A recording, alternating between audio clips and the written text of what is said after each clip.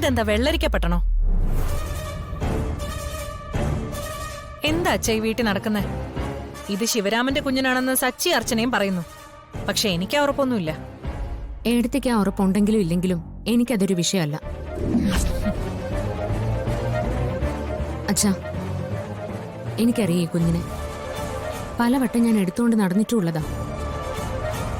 കുഞ്ഞി ഇട്ടിരിക്കുന്ന ഉടുപ്പും കൈ കിടക്കുന്ന വളയുമൊക്കെ ഞാൻ മുമ്പ് ശിവേന്റെ വീട്ടിൽ ചെന്നപ്പോ മോക്ക് ഞാൻ തന്നെ വാങ്ങിക്കൊടുത്തിട്ടുള്ളതാ.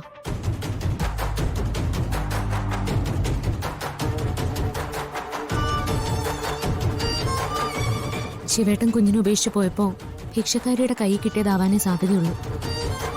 വെറുതെ അർച്ചന ഇല്ലാക്കഥ പറഞ്ഞ് ആരെയും വിശ്വസിപ്പിക്കാൻ ശ്രമിക്കണ്ട. ഈ ലോകത്ത് ഇതുപോലത്തെ ഉടുപ്പും വളകളും ഒക്കെ ഒരുപാടുണ്ട്. അത് വെച്ചിട്ടാണോ ആളെ തിരിച്ചറിയുന്നത്? എവിടെയോ കിടക്കുന്ന ഭിക്ഷക്കാരിയുടെ കുഞ്ഞിനെയും കൊണ്ട് ഇവിടെ കയറി വന്ന് ഇവിടെ താമസിപ്പിക്കാനാണ് ഉദ്ദേശമെങ്കിൽ അതെങ്ങനെയാ അനുവദിക്കാൻ പറ്റുന്നേ?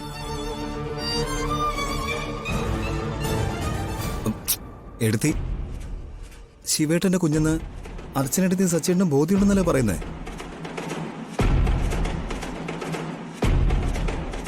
ഭാര്യ മരിച്ചു, ശിവേട്ടാണെങ്കിൽ ഇപ്പൊ എവിടെയാണെന്നും അറിയില്ല. അപ്പോ ഈ കുഞ്ഞൊരു അനാഥയാ. അതിനെ അർച്ചനടുത്ത് ഇങ്ങോട്ട് കൊണ്ടുവന്നു. അതിലിപ്പോ എന്താ തെറ്റ്?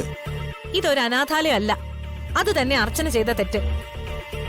ഇനി അർച്ചന പറയുന്നത് ശരിയാണെന്ന് തന്നെ ഇരിക്കട്ടെ. അനാഥ കുഞ്ഞിനോടുള്ള സെന്റിമെന്റ്സ് ആണെങ്കിൽ ഈ കുഞ്ഞിനെ നമുക്ക് നമ്മുടെ ഓർഫനേജിൽ കൊണ്ടാക്കാം. അവിടെ ഇതുപോലെ ധാരാളം കുഞ്ഞുങ്ങളുണ്ട്.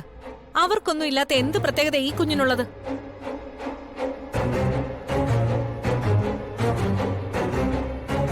എന്ത് കാരണം പറഞ്ഞാലും ശരി, ഈ അനാഥ കുഞ്ഞിനെ ഈ വീട്ടിൽ വളർത്താൻ ഞാൻ സമ്മതിക്കില്ല. എനിക്ക് ഈ വീട്ടിൽ ഈ കുഞ്ഞിനെ വളർത്താൻ അവന്തിയെടുത്തിയുടെ സമ്മതം ആവശ്യമില്ല.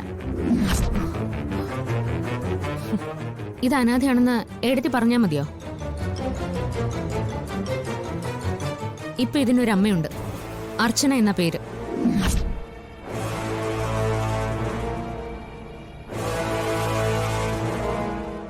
ഞാൻ ഈ കുഞ്ഞിനെ എന്റെ മോളെ പോലെ തന്നെ ഇവിടെ വളർത്തും.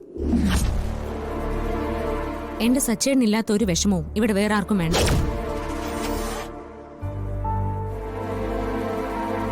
എന്റെ സച്ചേട്ടന്റെ മോളായി തന്നെ ഇവൾ ഇവിടെ വളരും.